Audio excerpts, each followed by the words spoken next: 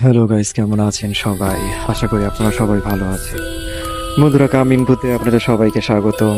আপনারা শুনছেন coming booth. আমি আছি আপনাদের সাথে তাশফিক আব্দুল্লাহ। আমাদের আজকে প্রথম যে গল্পটা আপনাদেরকে শোনাবো, সেই গল্পটা হচ্ছে দুইটা বন্দুকের নিয়ে। বন্ধুরা, আপনারা যে গল্পগুলো আমাদের চ্যানেলে শোনেন, সেই গল্পগুলো মূলত কাল্পনিক গল্প। শুধু যে কাল্পনিক গল্প তাই নয়, এই চ্যানেলে আপনারা সত্য ঘটনাও পাবেন খুবই শীঘ্রই। তো বন্ধুরা, আজকের বেশি কথা না বাড়িয়ে প্রথম গল্পটা শুরু করছি।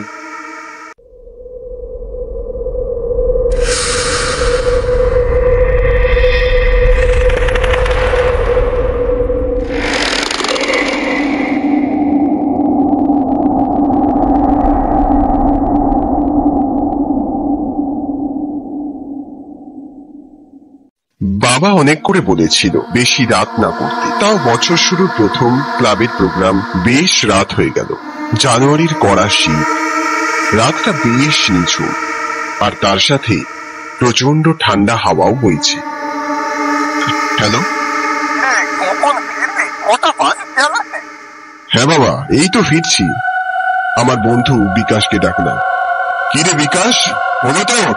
আর কতক্ষণ? তাড়াতাড়ি আয়, নয়তো আমি চললুম। হ্যাঁ, এই তো তালাটা লাগিয়ে আসছি। বিকাশ ছুটে এলো। চ চ চ, তাড়াতাড়ি চ, সময়টা দেখেছিস? আরে ভাই, এত টেনশন করার কি আছে?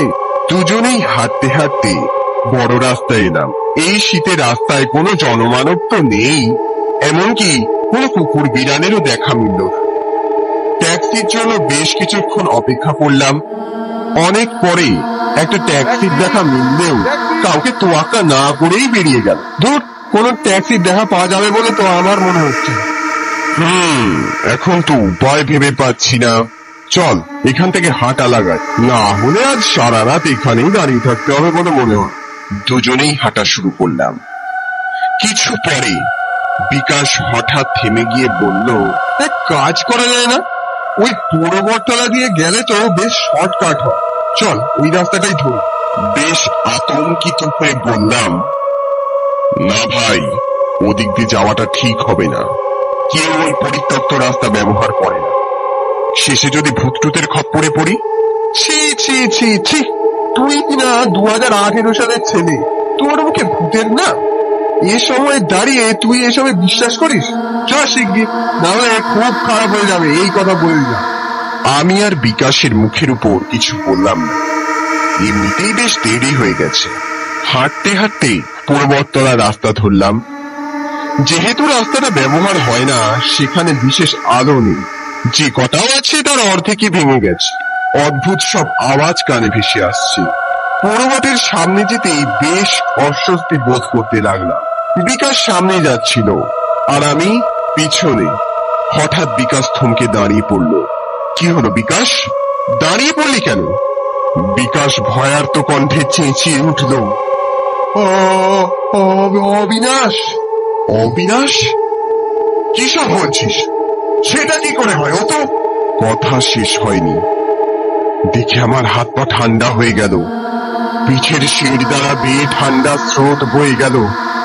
অন্ধকারে অবিনাশ ধীরে ধীরে আমাদের দিকে এগিয়ে আসছে। তার চোখ দুটো রক্তের মতো লাল। অবিনাশ পাগলের মতো একবার হাসলো, তারপর কাঁদতে কাঁদতে বলল,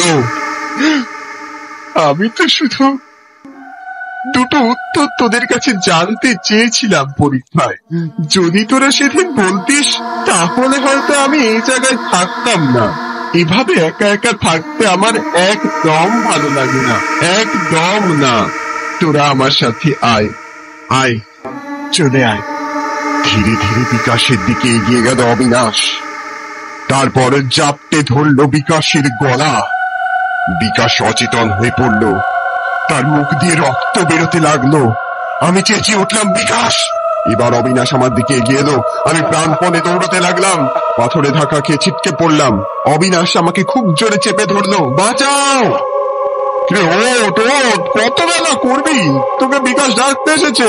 কিরে, তাড়াতাড়ি চ, ভুলে গেছিস আজ ফাংশন? আমি যাব না। কেন, কি হয়েছে? আগের বছর এই দিনে অবিনাশ আত্মহত্যা করেছিল, তাই এই দিনটা আমি ওর স্মরণেই কাটাতে চাই।